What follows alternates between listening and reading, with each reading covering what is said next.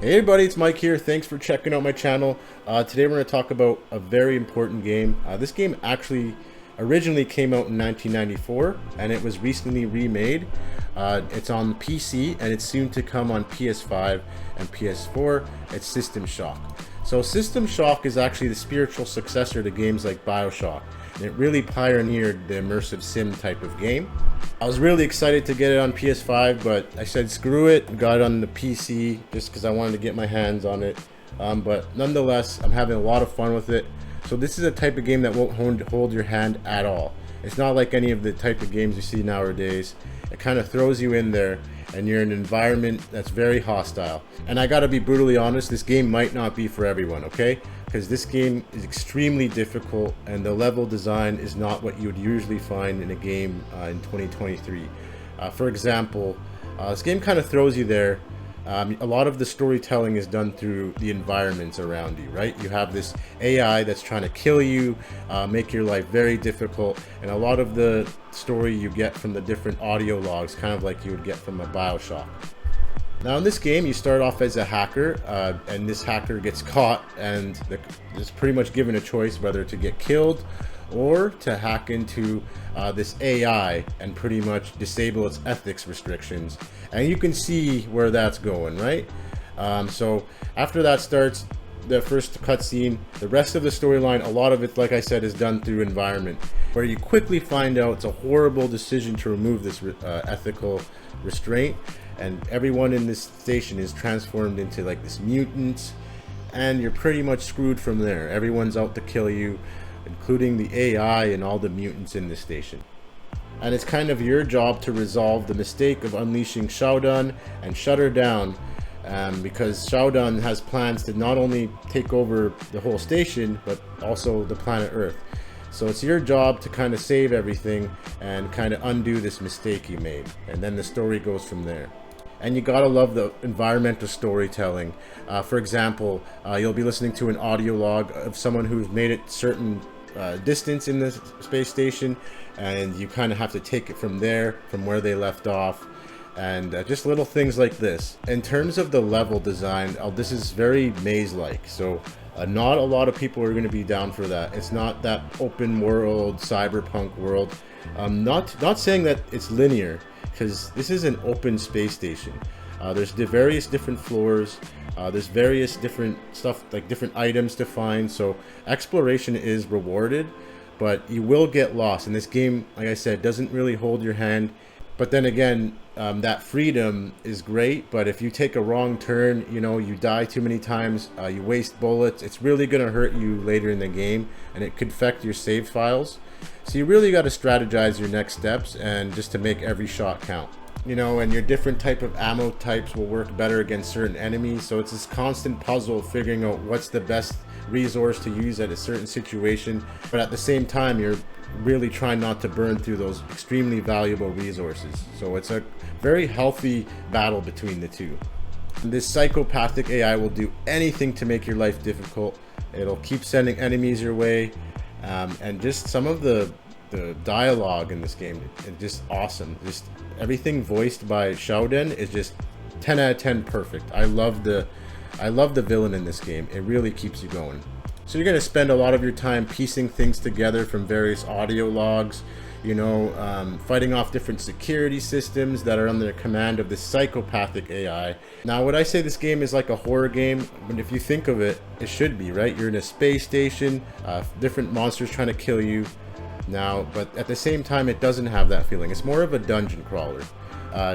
It's just, I think it's the graphics kind of contributes to that. It's more of a colorful graphic palette, and I kind of appreciate it. I kind of like the graphics in this game.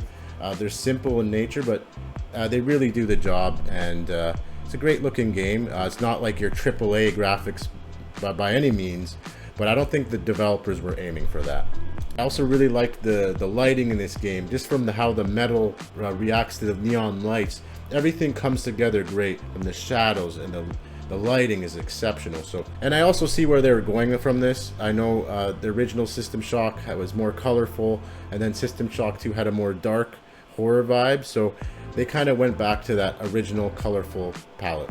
I think Night Dive Studios did an excellent job in preserving the integrity of the game.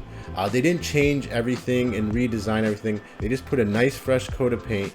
They improved areas such as the hacking, because the hacking was really crap in the 1994 version, so they improved that. It's like a shooting gallery now. Yeah, ultimately I think they gotta keep making remakes like this, where they stay faithful to the original while also enhancing in areas and improving in areas where the original game was kind of lacking. And this game kind of hits that perfect medium, and that's why I'm really impressed by this remake. Is it the best game ever? No, there's obviously has its issues, and a lot of casual gamers are not going to like this game. I'll be straightforward with you right now. If you're looking for something deep, an immersive sim type game, and looking for something a little different, this is the game for you. Now, in terms of a value proposition, I always like to look at how long it takes to beat a game. And in this game, in the normal difficulty, it should take you around 25 hours. That's not to mention there's all sorts of different routes you can go and explore different corridors. In terms of exploration, this game is massive. So you're always going to find different nooks and crannies. But generally, I would say it's going to take the average player around 25 hours.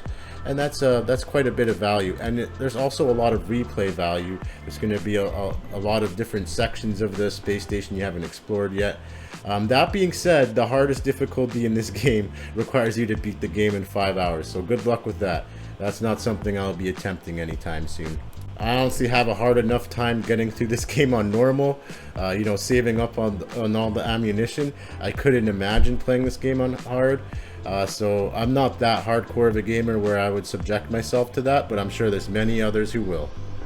Now, in terms of the combat, this game's not going to be winning any rewards. However, they've definitely improved the shooting from the original game, but that doesn't really say much. We're in 2023 now. It's been, around 30 years. So, we expected a lot more in terms of combat. However, it's very responsive, and I wouldn't say it's horrible by any means. However, for example, melee weapons really lack impact. You're not going to get that feel you get from a melee weapon from a modern day game. And they really should have improved the combat so it's on par with a modern day game. Even enemy AI seems quite outdated as well. Enemies are defeated by peeking around corners and unleashing a brief spray of bullets. And the AI is just generally very basic. They will run directly towards you or stand still and shoot you from right in the open. So that's definitely another area this game is kind of lacking. That being said, when they do start shooting you, the aiming, they're almost like they have aimbot. These guys do not miss, so that's another thing to think of. Overall, would I recommend this? I think yes. I think this game has a lot to offer.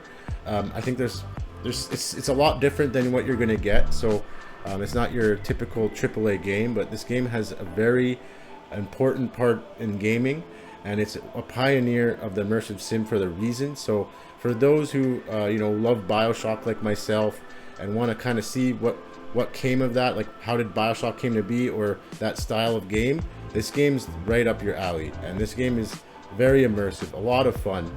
You just have to really look past certain shortcomings. I also really look forward to this game to come out on the PS5. I think it's going to be awesome, and just being able to play on the controller, having that sense of freedom, I'm really going to enjoy that. So overall, I'm going to give this game a solid 7.5. I think it's not for everybody, but this game has a lot to offer anyways. It's got very deep environmental storytelling, you got a great villain, and just overall the graphics are decent, and you're going to have a lot of fun with this. So yeah, if you like this type of review, please consider checking out my channel, and if you like my type of reviews, please subscribe, and we'll see you on the next one. Bye.